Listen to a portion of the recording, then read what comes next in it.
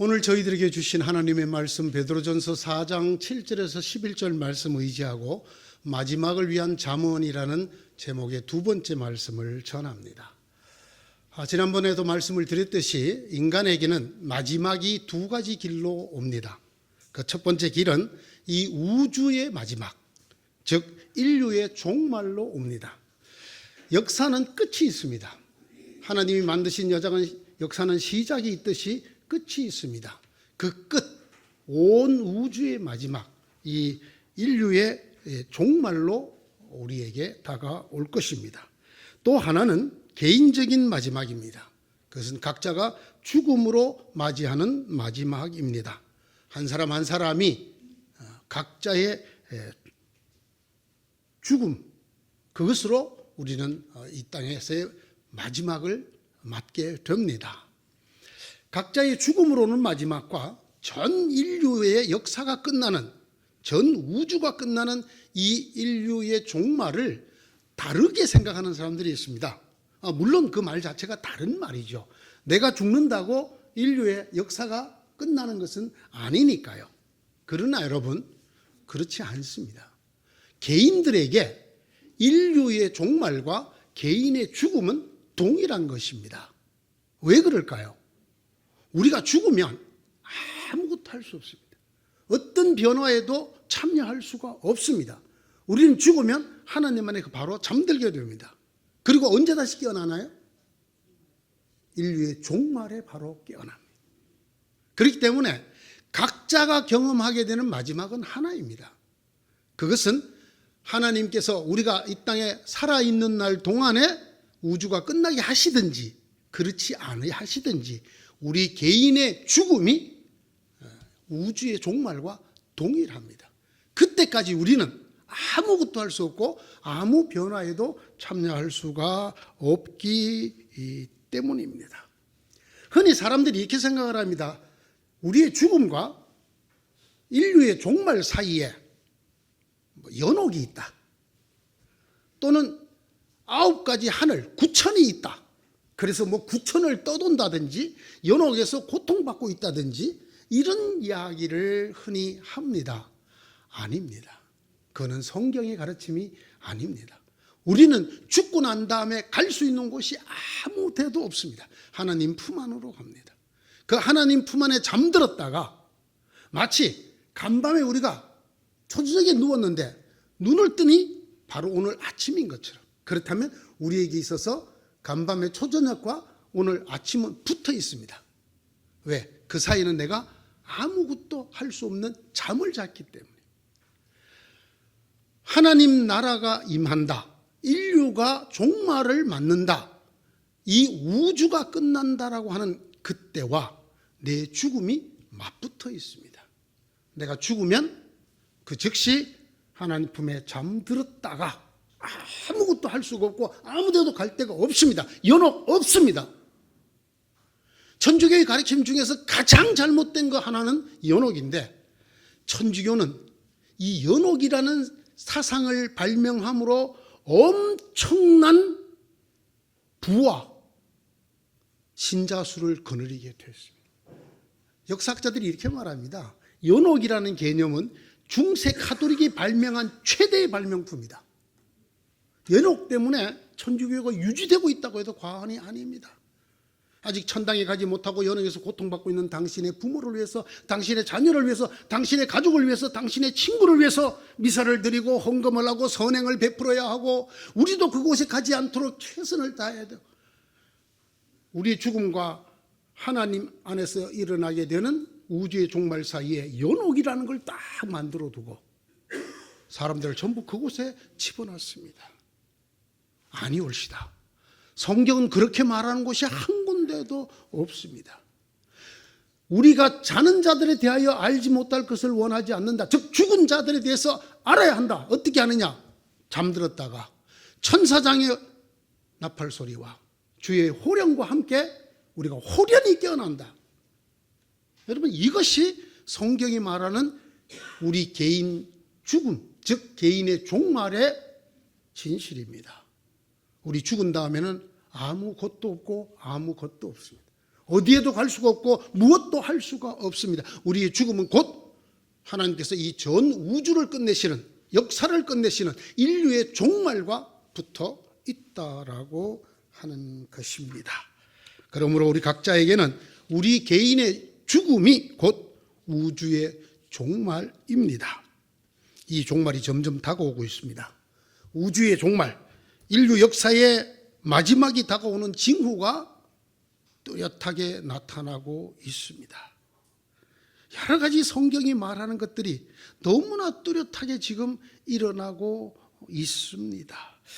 성경을 많이 연구했던 사람들이 흔히 이렇게 말했습니다. 인류를 멸망시킬지도 모르는 제3차 대전은 이스라엘에서 일어날 것이다. 무슨 뜻인지 아시겠습니까? 주님께서 예루살렘에서 땅끝까지 이르러 내 증인이 될 거라 그랬습니다. 자, 예루살렘에서 땅끝이 어딜까요? 땅끝까지 복음이 전파되어 내가 오리라 하셨습니다. 여러분, 이스라엘에서 땅끝이 어딜까요? 이스라엘입니다. 제가 이렇게 보고 앞으로 걸어갑니다. 그러면 제가 도달할 수 있는 제일 끄트머리가 어딜까요? 지금 제가 서 있는 바로 이 등짝입니다. 지구 한 바퀴를 돌면 바로 제 등짝으로 옵니다. 예루살렘에서 시작한 복음의 전파의 마지막은 예루살렘으로 복음이 전파가 되는 것입니다.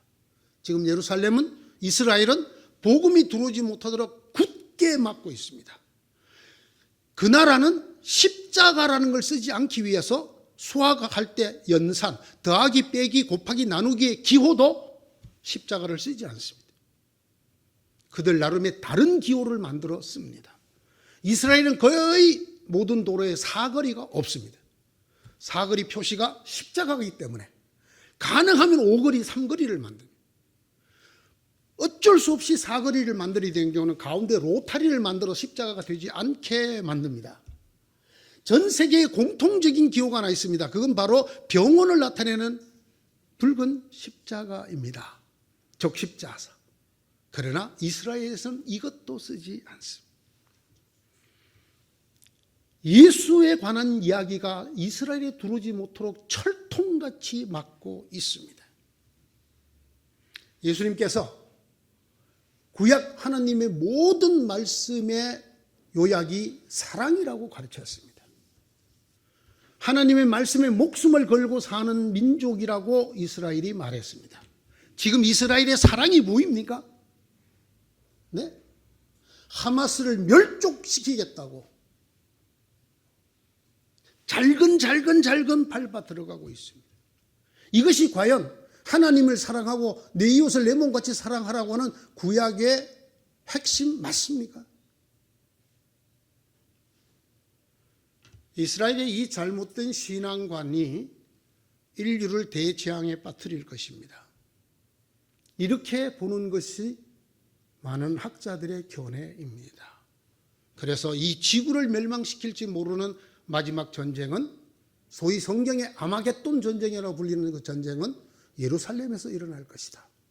이스라엘에서 일어날 것이다. 이렇게 말하고 있습니다. 온 우주의 종말이 점점 뚜렷하게 가까이 다가오고 있습니다. 그뿐만이 아닙니다. 우리 개인들에게는 사실 그 우주의 종말 그렇게 큰 의미가 없습니다. 왜? 내 죽음이 더 중요하기 때문입니다. 내가 죽으면 바로 그것이 우주의 종말이기 때문입니다. 어떻습니까? 여러분에게서 죽음이 점점 멀리 떨어져 나가고 있습니까? 가까이 다가오고 있습니까? 이미 다가와서 가신 분들도 계십니다. 참 감사한 게 우리 교회 그래도 별세자가 그렇게 많지 않아요. 그죠? 1년에 그저 한 분, 두 분 정도. 여러 가지 상황으로 보면 제가 그저 1년 내내 장례식만 하다가 끝날 것 같은데 그렇지 않아요. 그렇지 않다고 해서 죽음이 오지 않나요? 다가오고 있죠. 이미 그 죽음을 맞이하고 떠난 분도 계시죠. 확실한 진리 하나, 저를 포함한 여러분 모두 반드시 죽는다. 조만간 죽는다. 머지않아 죽는다. 어떻습니까, 여러분? 우리 각자에게 종말이 다가오고 있습니까? 안 다가오고 있습니까? 다가오고 있습니다. 우리가 뭘 느낀다고요? 내 배우자가 죽었을 때, 나도 죽겠구나를 가장 강하게 느낀다고 합니다. 그 다음이 자기 친구가 죽었을 때였다고 합니다. 어떻습니까? 배우자 돌아가신 분, 친구가 세상 떠나신 분, 방바닥에 앉았다 일어나다가 쿡 주저앉아서 아이고 하시는 분, 주무시다가도 두세 번 화장실을 가야 되는데 일어날 때마다 휘청거리고 화장실 문을 잘 못 찾으시는 여러분, 죽음이 멀어지고 있습니까? 다가오고 있습니까? 안방에 계시다가 거실에 뭘 가지러 왔다가 내가 뭘 가지러 왔지? 여보, 내가 뭘 가지러, 그걸 내가 어떻게 알아? 당신이 말도 안 했는데. 이러시는 성도 여러분, 죽음이 가까이 오고 있습니까? 멀어지고 있습니까? 우리 모두에게 종말이 점점 다가오고 있습니다. 이렇게 삶의 마지막 종말을 앞에 둔 우리에게 성경이 이렇게 공고하셨습니다. 정신 차려라. 연세가 드시면 정신이 혼미해집니다. 근데 성경은 뭐라고 그러냐면 종말이 다가올수록, 죽음이 가까울수록 뭐 하라? 정신 차려라. 똑바로 정신을 차려라. 삼가 조심하고, 그래서 뭘 하라? 기도하라. 기도하라. 오늘은 그 권면에 이어서 어떻게 하는 사람이 정신을 차린 사람이고, 어떻게 하는 사람이 삼가 조심하는 사람이고, 어떻게 하는 사람이 하나님과 기도하는 사람인가를 말씀하고 계십니다. 8절입니다. 무엇보다도 먼저 서로 뜨겁게 사랑하십시오. 이 사람입니다. 무엇보다 먼저 뜨겁게 서로 사랑하는 사람이 다가오는 종말 앞에 정신을 차리고 있는 사람이라는 뜻이에요. 이 사람이 삼가 조심하는 신앙인이라는 것입니다. 이 사람이 하나님과 대화하는 기도의 사람이라는 것입니다. 여러분, 그 다음에 말씀이 매우 중요합니다. 사랑은 허다한 죄를 어떻게 합니까? 덮어줍니다. 사랑을 해야 되는 이유를 이보다 더 간절하게 설명할 수가 없습니다. 무엇보다 먼저 서로 뜨겁게 사랑하라. 사랑하면 너희의 허다한 죄가 어떻게 된다? 덮어진다. 이 허다한 죄가 덮어진다는 말이 사죄 선포를 받는다 라는 뜻입니다. 죄를 안 짓는 인간이 있나요? 로마서 7장을 보십시오. 믿음의 사도 바울도 죄 때문에 얼마나 괴로워하고 있습니까? 어때요? 여러분은 저보다 낫죠? 제가 여러분보다 나을까요? 똑같습니다. 하나님 앞에서 나는 죄를 진 적이 없다 말할 수 있는 인생이 있나요? 이걸 없애는 방법 무엇이라고는 설명합니까? 성경에 뜨겁게 서로 사랑하면 없어진다는 거예요. 뜨겁게 사랑하면. 여러분 보세요. 이 사랑과 죄, 사랑하면 허다한 죄가 없어진다. 요 사이에 하나가 더 있어요. 그게 뭔지 아십니까? 그게 법이에요. 법. 자, 법이 없으면 죄가 있나요? 없나요? 없어요. 그래서 새로운 범죄가 일어날 때마다 서둘러 국회에서 뭘 만듭니까? 그 법을 만듭니다. 그렇죠? 자, 우리가 인터넷에서 거짓말을 유포합니다. 제 사진을 합성해 갖고 엉뚱하게 올립니다. 그러면 처벌을 받나요? 안 받나요? 그전에는 이런 법이 없었기 때문에 암만 그래도 처벌을 할 수가 없었어요. 왜? 법이 없기 때문에. 그래서 법은 죄의 아버지입니다. 법이 없으면 죄가 성립이 안 됩니다. 여러분, 성경에 율법이 없으면 우리가 죄인으로 드러나지 않습니다. 하나님께서 이렇게 하라, 이렇게 하지 마라 법을 정해 주셨기 때문에 그걸 어길 때마다 우리는 범법자가 되는 것입니다. 왜? 법이 우리를 죄인으로 규정 지어주기 때문입니다. 그러면 언제 죄가 없었을까요? 율법이 만들어지기 전에. 그렇죠? 하나님의 법이 있기 전에 인간은 무슨 짓을 해도 죄가 되지 않습니다. 하나 더 있어요. 성경의 말씀대로 사랑으로 모든 율법을 다 이루어낼 때, 법을 다 이루었기 때문에 거기 또한 죄가 없어지게 됩니다. 무엇보다 먼저 뜨겁게 서로 사랑하라. 사랑해서 법을 다 이루면, 사랑해서 율법을 다 이루면 죄가 어떻게 된다? 없어요. 죄가 없어진다. 아주 흔한 말입니다. 사랑은 모든 계율, 모든 종교적 계율의 끝입니다. 완성입니다. 사랑보다 더한 계명은 없습니다. 예수님께서 일찍이 말씀하셨죠. 무엇이 가장 중요한 첫째가는 계명입니까? 했을 때 예수님이 뭐라고 했습니까? 하나님을 사랑하라. 그리고 네 이웃을 내 몸과 같이 사랑하라. 이것이 모든 율법과 선지자의 핵심이다. 모든 구약 말씀의 핵심이다. 이것이 모든 선지자와 율법의 강령이니라. 이에 더 큰 법이 없느니라. 그렇기 때문에 예수님 또다시 내가 너희들에게 새로운 계명, 새로운 법을 준다. 내가 너희를 사랑한 것 같이 서로 사랑하라. 사랑은 모든 율법, 법, 계율의 끝입니다. 우리가 이 세상의 모든 성경에 기록되어 있는 모든 계명을 다 지킨다 하더라도 우리 속에 사랑이 없으면 꽝이라고,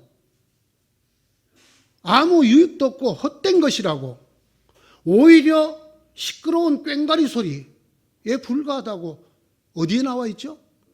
성경에 나와 있습니다. 성경에. 사랑이 없으면 아무리 뛰어난 준법자도, 아무리 열심히 하나님의 말씀을 지키고 사는 사람도 아무 이익이 없고 유익이 없고 아무것도 아니라고 우리는 너무나 많이 듣고 너무나 잘 알고 있습니다. 사랑이야말로 모든 신앙의 완성이고 모든 하나님 말씀의 완성입니다. 왜 안 그렇겠습니까? 하나님의 말씀 자체가 사랑으로 만들어진 것입니다. 예수님이 정의하셨잖아요. 모든 선지자와 율법은 사랑이다. 모든 하나님 말씀은 사랑이다. 아니요. 한 걸음 더 나갑니다. 누가 사랑해요? 하나님은 사랑이시죠. 사랑하지 않는 자는 하나님을 알지 못한다. 왜? 하나님이 사랑이기 때문이다. 우리가 하나님을 믿는다, 하나님을 경배한다, 하나님을 찬양한다, 하나님을 예배한다 할지라도 우리가 사랑하지 않으면 우리는 하나님을 아는 사람이에요? 모르는 사람이에요? 모르는 사람. 여러분 성경 말씀을 잘 읽으셔야 돼요. 나더러 주여 주여 하는 자마다 천국에 들어가는 것이 아니고 아버지 뜻을 행하는 자라.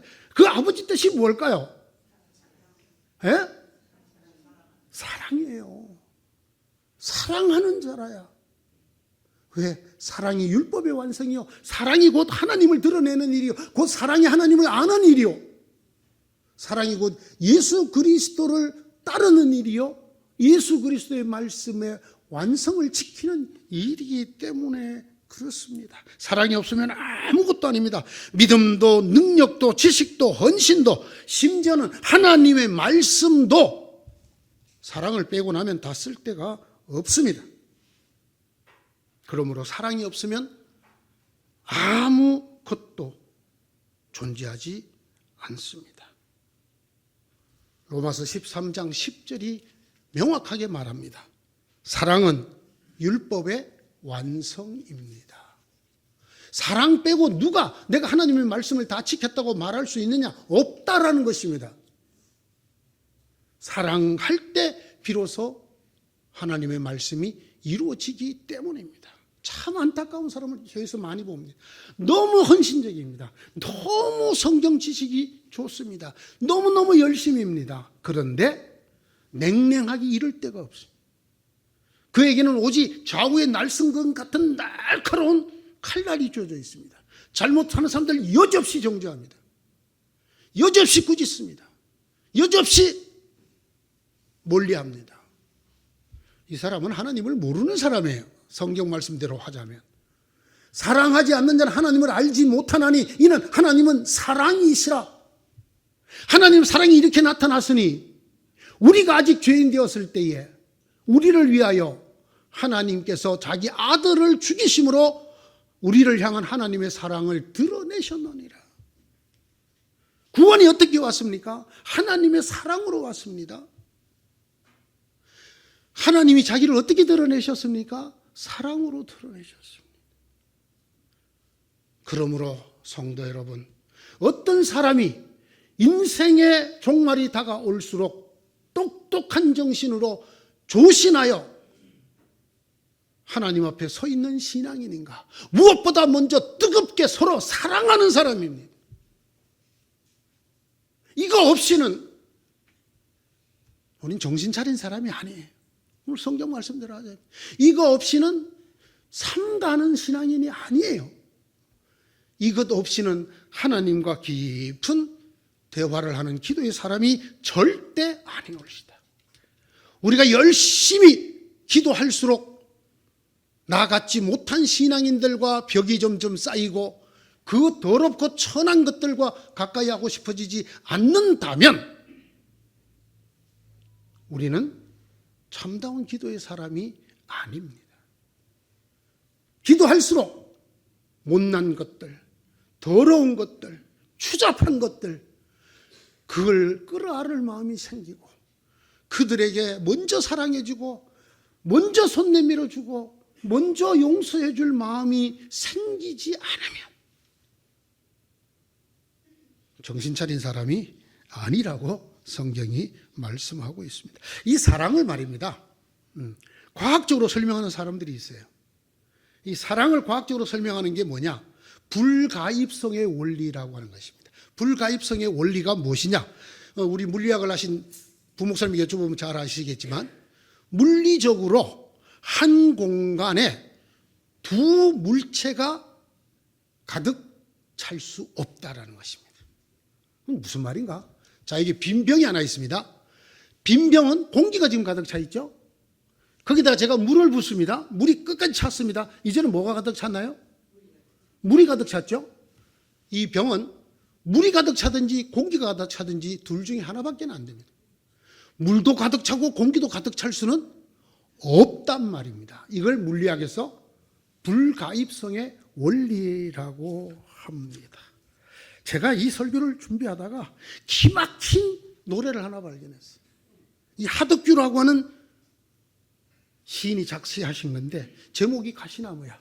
내 속에 내가 너무도 많아 주님의 쉴 곳 없네. 저는 본래 가사는 당신의 쉴 곳 없네라고 되어 있는데 이게 틀림없이 주님이라고 생각합니다. 내 속에 내가 너무도 많아. 내 속에 내가 꽉 찼어. 불가입성의 원리에 따라 다른 건 들어올 수가 없어. 누구조차? 주님조차. 주님의 쉴 곳 없네.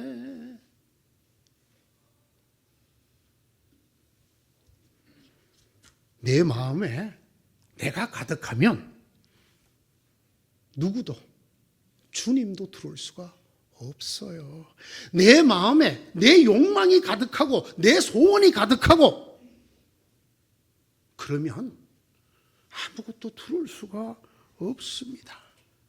반대로 내 삶에 내 속에 내 마음에 사랑이 채워질수록 그만큼 다른 것들이 밀려나가게 됩니다. 마침내 내 속에 사랑이 가득 차면 내 속에 죄가 들어올 곳이 없게 됩니다. 무엇보다 먼저 뜨겁게 서로 사랑할지니 사랑은 허다한 죄를 쫓아내느니라. 아멘. 여러분, 죄를 쫓아낼 수 있는 방법 없습니다. 없습니다. 참 희한한 게 있죠. 교도소에는 소위 죄수들이 있습니다. 근데 그 사람들 면담해 보면 하나도 자기가 죄인이라고 말하는 사람이 없어요. 뭐 재수가 없어서 걸렸다든지, 예? 자기는 그런 짓을 안 했는데 억울하게 잡혀왔다든지. 그런데 이렇게 멀쩡하신 여러분은 주일마다 날마다 나는 죄인입니다. 그리고 감방에 한 명도 안 가. 자기 스스로 죄인이라고 말하는 사람들. 이만큼 기독교인들은 죄에 민감합니다. 죄를 싫어합니다. 우리가 죄 앞에 무릎을 꿇는 일을 너무너무 힘들어합니다. 방법이 있어요. 내 속에 무엇이 가득 차면, 사랑이 가득 차면, 주님이 가득 차면 뭐가 없어져? 내 속에 사랑이 너무도 많아 죄악이 설 곳 없네. 내 속에 주님이 너무도 많아. 여러분, 이것이 오늘 이 유명한 베드로전서 4장 8절의 본래의 뜻입니다. 그러므로 무엇보다 먼저 다 그만두고 제일 먼저 뭘 하라는 거예요? 사랑을. 부족해도 좋고 어설퍼도 좋고, 그러나 무엇보다 먼저 뜨겁게 서로 사랑하면 우리 속에 뭐가 없어진다? 저는 그래서 교인들 중에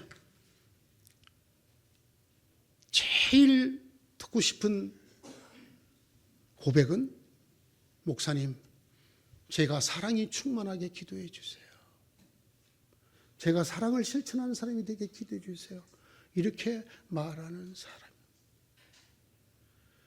제가 가까이 하고 싶지 않은 교인은, 목사님, 누구누구는 이것도 안 지키고 저것도 안 지키고 이것도 안 지키고 주일날도 맨날 밥 먹듯이 빼먹고 뭐하고. 성경에 이런 사람이 나오죠. 바리새인과 죄인의 기도예요. 그죠? 바리새인, 주님, 저는 일주일에 2번 금식하고. 너무나 여러분이 잘 아는 이야기라 그만하겠습니다. 무엇보다도 먼저 서로 뜨겁게 사랑하십시오. 그리하면 저절로 여러분 속에서 죄가 사라지게 될 것이고, 주님께서 네 죄가 사라졌다 선포해 줄 것입니다. 두 번째, 말세가 다가올수록, 개인과 역사의 종말을 바라볼수록 정신을 차리고 사는 신앙인은 어떤 사람인가? 불평 없이 서로 따뜻하게 대접하는 사람입니다. 무엇보다도 먼저 뜨겁게 서로 사랑하십시오. 사랑은 허다한 죄를 덮어줍니다. 불평 없이 서로 따뜻하게 대접하십시오. 여러분, 이게 굉장히 중요한 말씀이 기록되어져 있어요.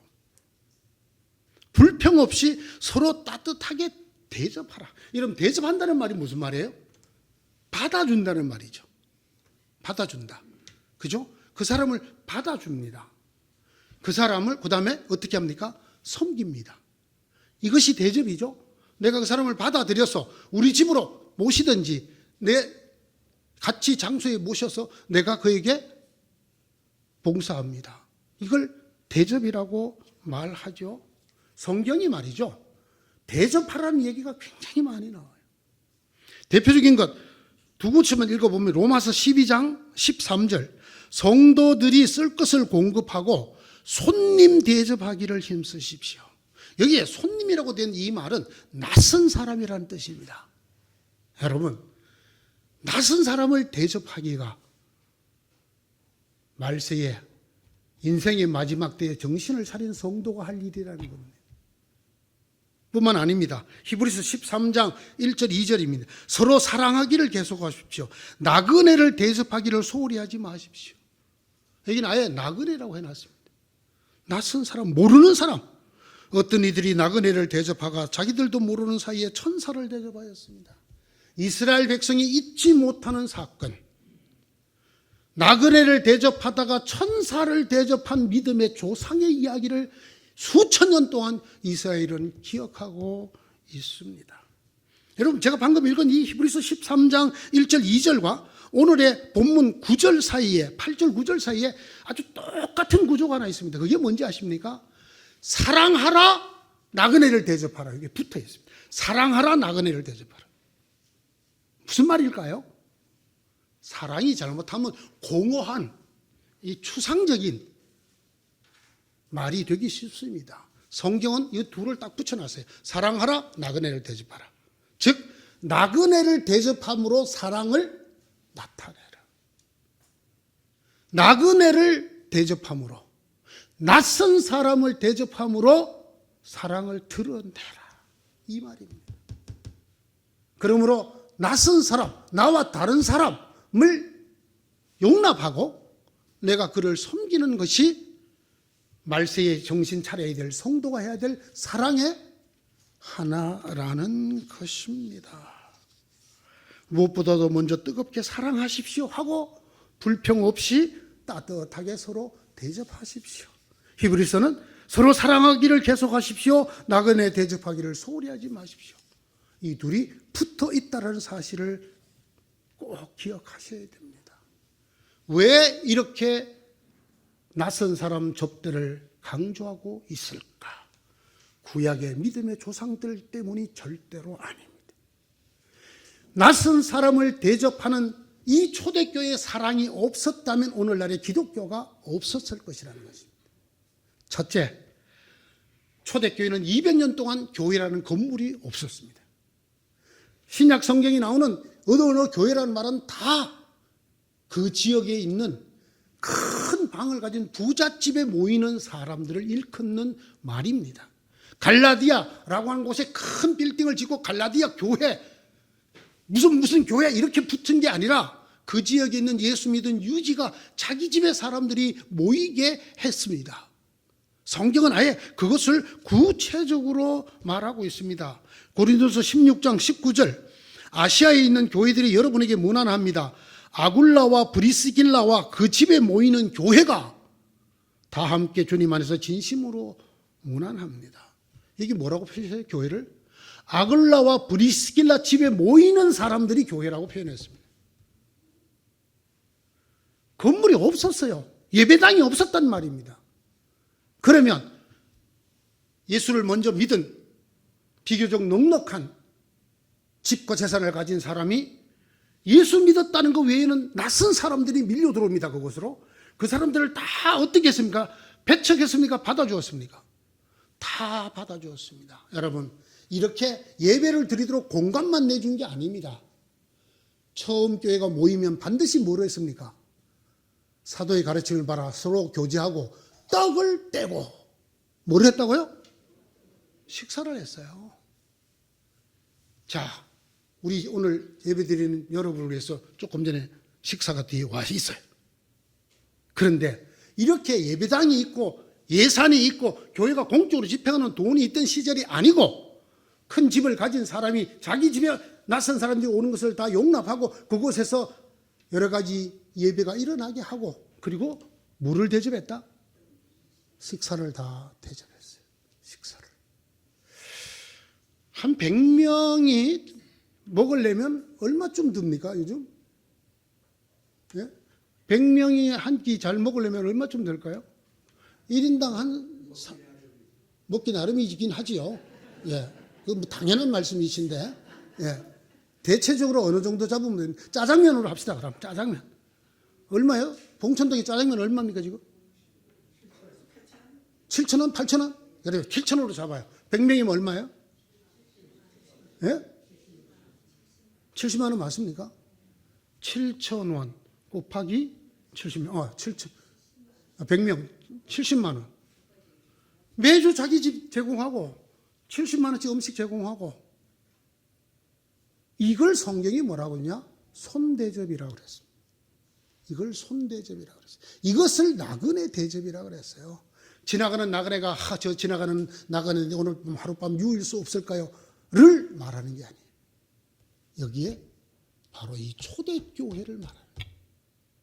이렇게 예수를 믿는다는 이유 하나만으로 낯선 사람들에게 공간과 음식을 제공하는 이 손님 접대가 없었더라면 초대교회가 없었단 말이에요.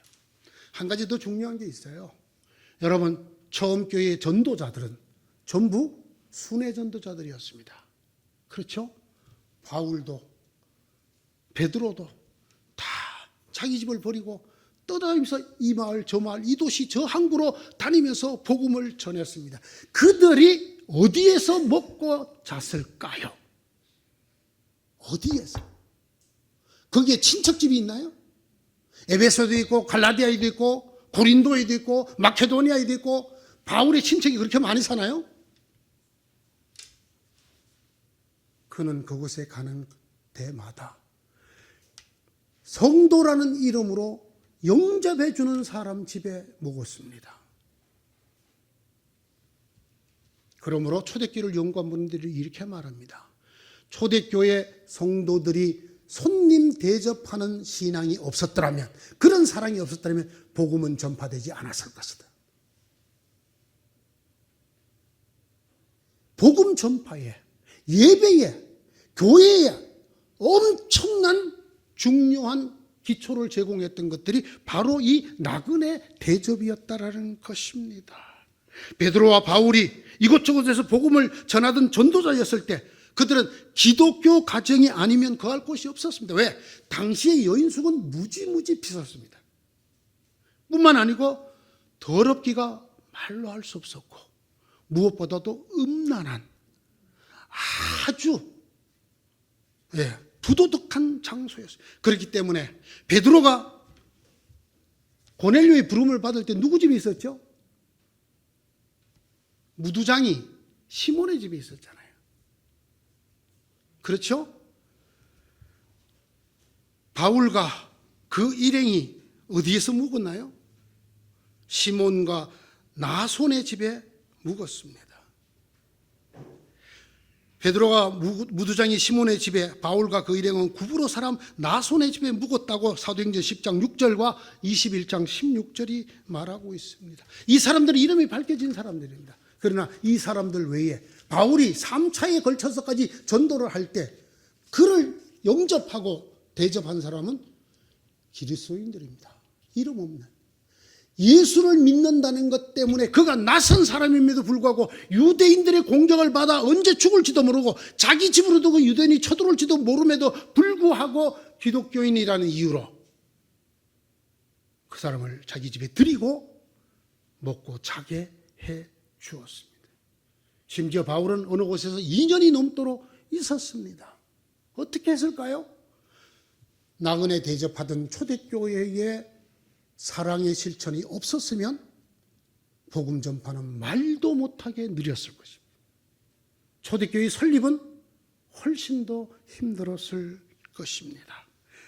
예수를 믿는 성도라는 이유 하나만으로 그들이 낯선 사람임에도 불구하고, 여러분 다른 나라 사람이에요. 다른 나라. 예? 길리기아 다소에 있던 인간이 저 마케도니아에 가서, 갈라디아에 가서 그들의 영접을 받았어요.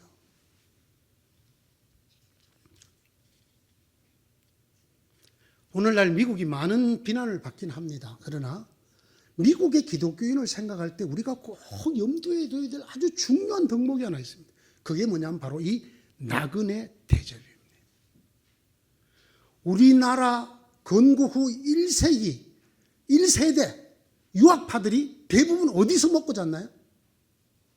그들은 풀 스칼라십에 먹고 잘 수 있는 장학금까지 받아서 가지 못했어요. 그것도 단수 여건.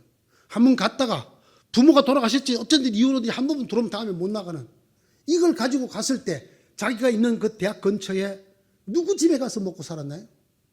기독교인의 집에.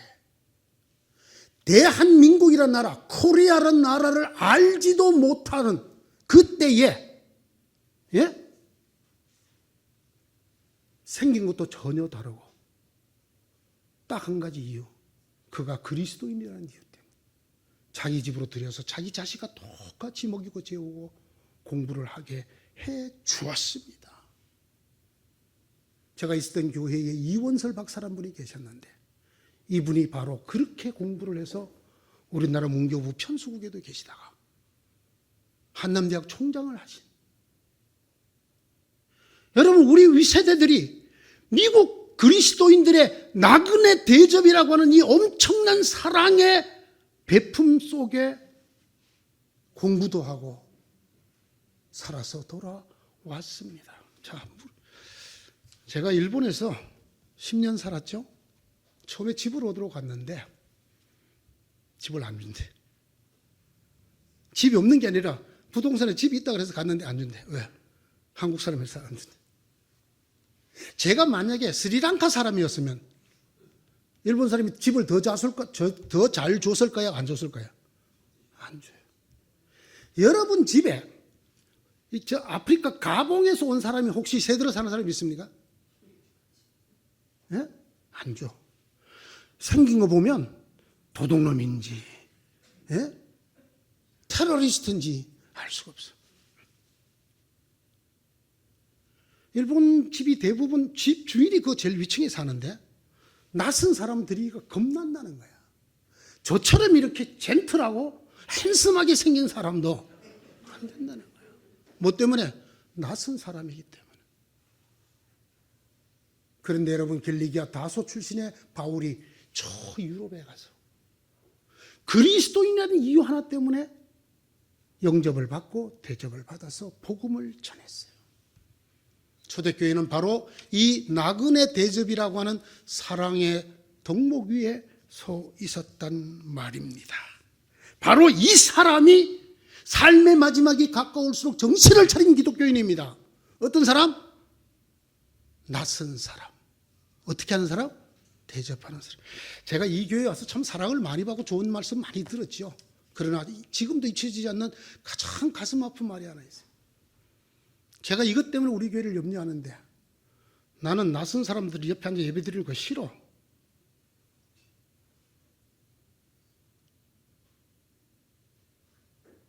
틀림없이 그것이 변하지 않고 계속되면 이 교회는 멸절될 것입니다. 낯선 사람이 들어오지 않으면 전도가 일어나요, 안 일어나요?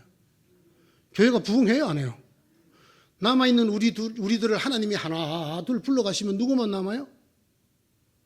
끝까지 살아남은 자 몇 명만 남고, 그때도 낯선 사람들과 함께 예배드리기 싫을까요? 그럴지도 모르죠. 그럴지도 모르죠. 우리랑 싸웠던 인간들, 내 마음을 아프게 했던 인간들, 지나가다가 제가 서울에 볼 일이 있어 왔는데 이게 교회가 있어서 예배를 드렸습니다. 지금까지 이런 분이 몇 분 계셨어요. 몇 가정이 있었습니다. 그럴 때 우리가 얼마나 환대했나요? 인생의 종말이 다가올수록, 하나님의 나라의 마지막이 가까울수록 정신을 차린 사람은 어떤 사람이냐? 뜨겁게 먼저 사랑하는 사람들입니다.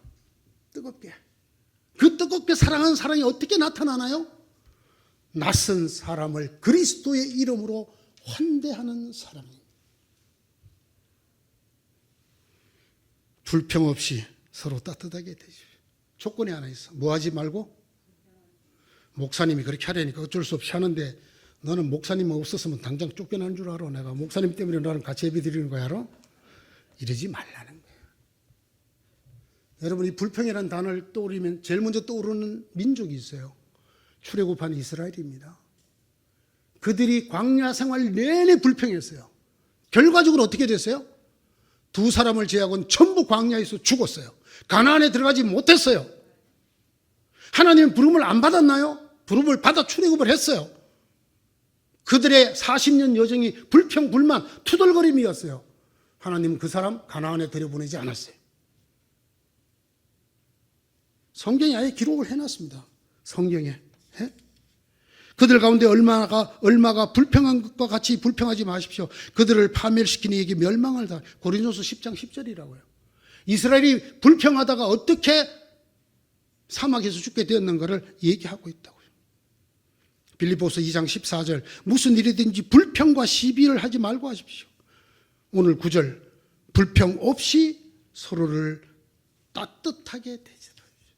따뜻하게 서로를. 이런 교회 어떨까요? 언니올 교회, 뜨겁게 사랑하는 교회. 그래서 허다한 죄가 덮어진 교회. 어떻게 해요? 낯선 사람을 영접하고 환영하고 환대하여 그리스도의 사랑을 이루고 초대교회를 이루는 교회가 되기를 축원합니다. 이 사람이 개인의 죽음을 앞둔 종말이든지 인류의 종말을 앞두고 진실로 정신 차린 신앙인입니다. 이 사람이 깨어있는 신앙인입니다. 뜨겁게 서로 사랑하십시오. 그 사랑을 뭘로 나타낼까요? 첫 번째, 오늘 첫 번째입니다. 다음 주에 제가 두 번째, 세 번째 또 합니다. 첫 번째 뭐라고요? 낯선 사람을 그리스도의 이름으로 뭐하라? 환대하라. 환대하라. 사랑하는 여러분, 이게 열린 교회고 이게 사랑이 끓는 교회입니다. 부흥하는 교회 틀림없습니다. 낯선 사람을 환대하는 교회입니다. 낯선 사람이 안 들어오면 부흥이 안 되잖아요. 어차피. 그리스도의 사랑으로 낯선 사람들을, 나와 다른 사람들을 환대하서 뜨거운 사랑을 나타내는 은여울 교회가 되기를 축원합니다. 기도하십시다. 하나님 도와주시옵소서. 저희들은 아직도 연약합니다. 우리의 마지막 날이 다가오고 있음에도 정신을 차리지 못할 때가 많습니다. 부디 우리의 이 몽롱한 정신에서 깨어나게 하시고, 그래서 바른 신앙으로 무엇보다도 뜨겁게 사랑하는, 우리 속에 사랑으로 가득 채워 우리 속에 있는 허다한 죄가 설 곳이 없도록 하여 주시고, 이 사랑을 불평 없이 서로 따뜻하게 대접하는 사랑으로 나타내게 해 주시옵소서. 주님이 그랬던 것처럼, 초대교회가 그랬던 것처럼 낯선 사람을 그리스도인이라는 이유 하나만으로 환대하고 영접하던 그 사랑을 주시옵소서. 예수님 이름으로 기도드리옵나이다. 아멘.